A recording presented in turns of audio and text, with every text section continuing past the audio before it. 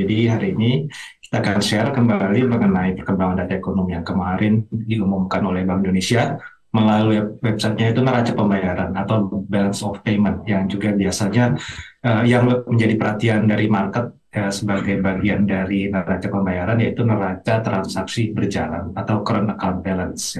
Jadi seperti halnya data GDP atau PDB yang merupakan data kuartalan, data yang diumumkan kemarin adalah data untuk kuartal keempat 2022 yang sekaligus menunjukkan kondisi sepanjang tahun 2022 secara keseluruhan. Next, langsung di slide 1. Ya, jadi untuk current account balance ya atau neraca transaksi berjalan tercatat surplus sebesar 4,3 billion sesuai dengan ekspektasi ya surplusnya masih cukup besar lebih sedikit lebih besar dibandingkan dengan konsensus yang sebesar 4,2%. Sorry, 4,2 billion US dollar ya, atau setara dengan 1,3% terhadap GDP ya relatif hampir sama dibandingkan dengan kondisi di kuartal 3 2022.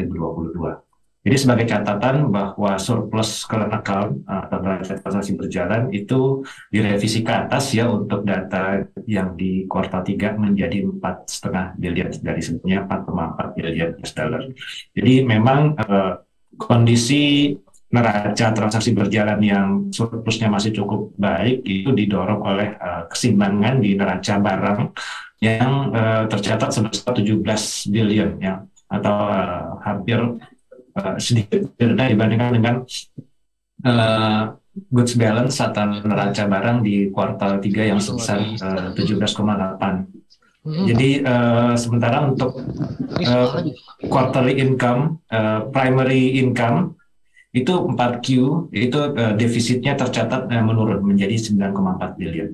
Next, untuk full year jadi current account balance-nya, jadi Indonesia mencatatkan surplus sebesar 13,2 miliar ya, jauh lebih tinggi dibandingkan surplus sepanjang tahun 2021 yang sebesar 3,5 biliar.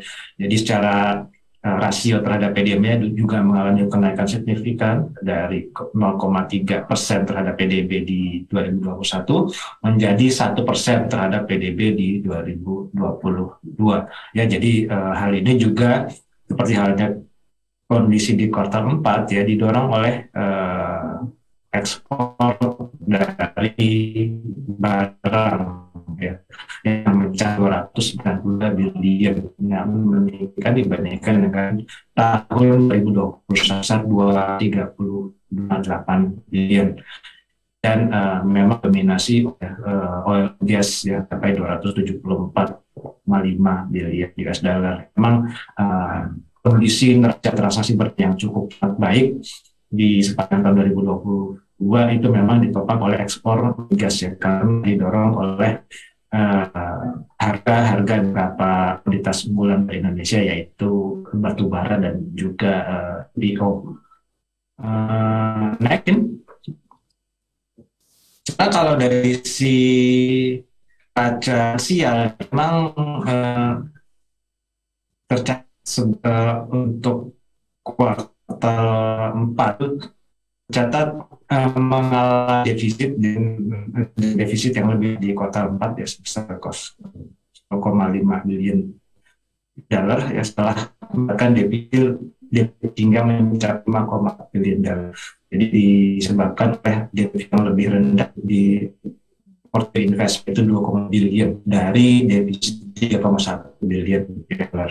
Jadi memang kita lihat secara full ini di defisit ya setelah sejak 2010 itu ya terus mengalami surplus. Hal ini memang disebabkan oleh adanya arus modal portfolio utama di berharga yang besar. Jadi catatan invest panjang tahun 2022 catatkan net outflow harus 109,1 miliar atau dengan 38,1 miliar US dollar. Next, jadi sebenarnya sepanjang 2023 ini kita lihat masih cukup ya. Hasil akal harusnya kalau lihat sejak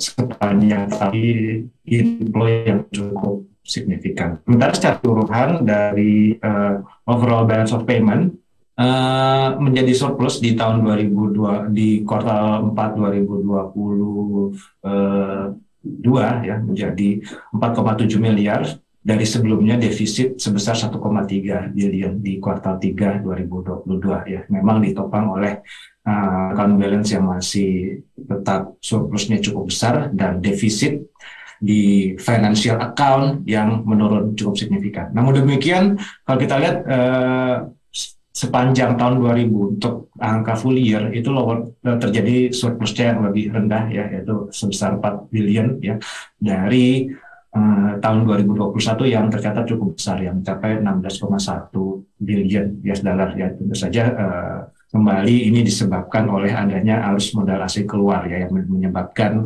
financial account kita mengalami defisit. Next, jadi kalau kita lihat secara umum sebenarnya kondisi eksternal Indonesia masih cukup baik ya.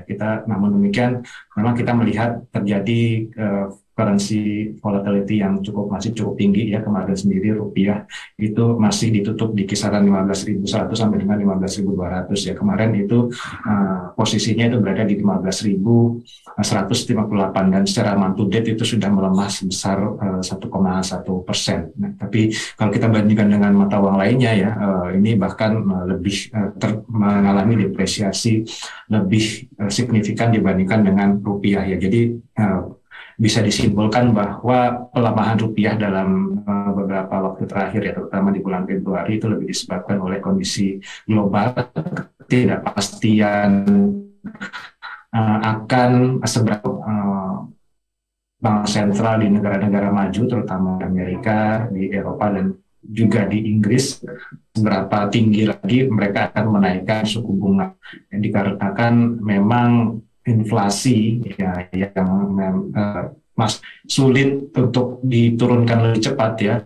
Untuk Amerika Serikat sendiri, headline inflasi itu masih di 0,4%, sehingga kemungkinan spekulasi ke depan The Fed itu akan menaikkan suku bunga lebih tinggi dibandingkan yang diperkirakan sebelumnya. Jadi kalau kita lihat memang sepanjang dalam jangka pendek dan jangka menengah sepertinya volatilitas masih akan cukup besar, meskipun di tengah kondisi ekonomi Indonesia ya, khususnya di eksternal keseimbangan internal kita masih cukup baik, cepat membaca transaksi berjalannya masih sangat tinggi ya.